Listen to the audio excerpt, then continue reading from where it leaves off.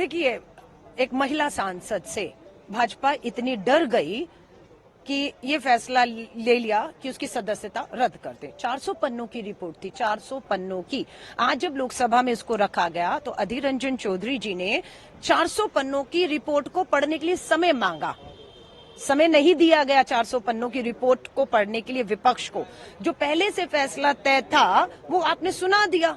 आपने जिस पे आरोप थे महुआ के ऊपर टीएमसी की महिला सांसद पर, उसे बोलने तक का पक्ष रखने का सदन के भीतर जो है वो समय नहीं दिया।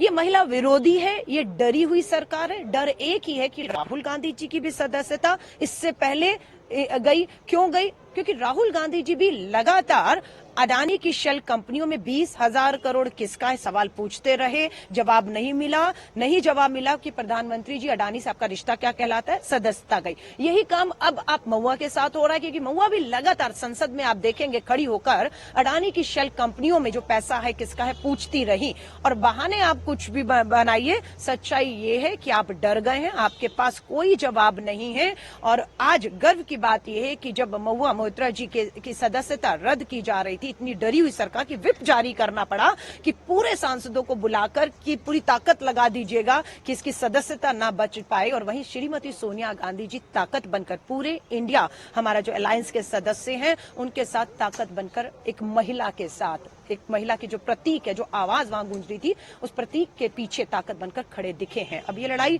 24 में जाएगी और स्वाभाविक है हम जीतेंगे इस लड़ाई को। नीरज साहू का जो मामला है, तकरीबन 200 करोड़ की जो बात हो रही है, जो रेड में जब बरामद किया गया है, उस पर प्रधानमंत्री ने कहा है ये जनता का पैसा है और जनता को वापस किया जाएगा, उसकी गारंटी मोदी की है।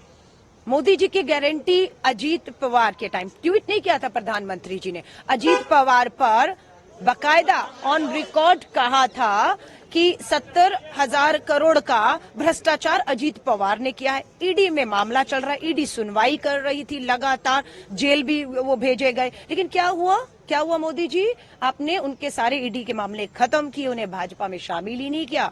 आपने महाराष्ट्र का उप मुख्यमंत्री अजीत पवार को बनाया। छगन भुजबल, राणे, सब पर ईडी के मामले सब खत्म करके सबको शपथ लाके भाजपा में।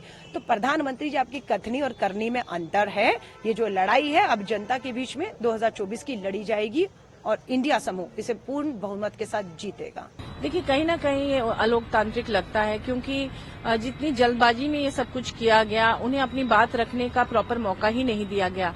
कभी भी कोर्ट में भी कोई कार्रवाई होती है तो समय दिया जाता है, अपनी बात को रखने का मौका दिया जाता है। और दूसरी बात, जो आरोप उन पर लगे हैं पैसे लेकर सवाल पूछने का, वो अभी तक तो साबित हुआ ही नहीं है। किसने पैसे दिए, कहाँ पैसे दिए, कितने पैसे दिए, इस पर तो कहीं कुछ है ही नहीं। जनता के सामने ये बातें आनी चाहिए थी ना कि उसने पैसे लिए तो कितने लिए, कहाँ लिए और कहाँ रखे। तो ये सब कुछ तो दिखा नहीं। ऊपर हवाई सारी चीजें हो रही हैं। इसलिए ये मुझे लगता है कि अलोकतांत्रिक है।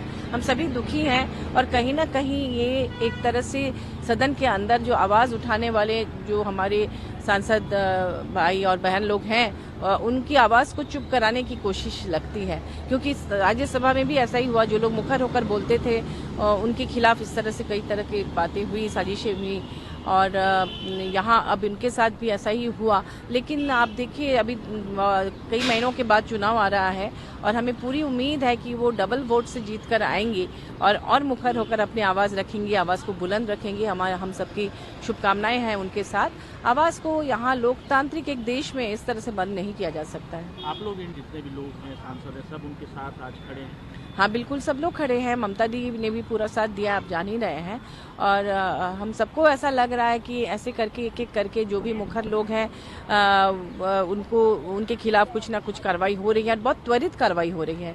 ऐसा नहीं है कि सिर्फ उन्होंने ही कहा, और भी कई ऐसे सांसदगण हैं जिन्होंने कुछ ऐसी बातें कही हैं जो एथिक्स कमेटी के पास पहले ही जानी चाहिए थी। ऐसे कई दृष्टांत हैं, लेकिन न तो एथिक्स कमेटी उन पर कोई कार्रवाई करती है, न मीटिंग करती है, न तत्काल उन पर कोई कार्रवाई हो रही है। तो ये इतना भेदभाव क्यों? सत्ता पक्ष और विपक्ष के लोगों के साथ ये भेदभाव कहीं से उचित नहीं लगता। तो हमें तो लगता है कि हमारा लोकतंत्र खतरे में है।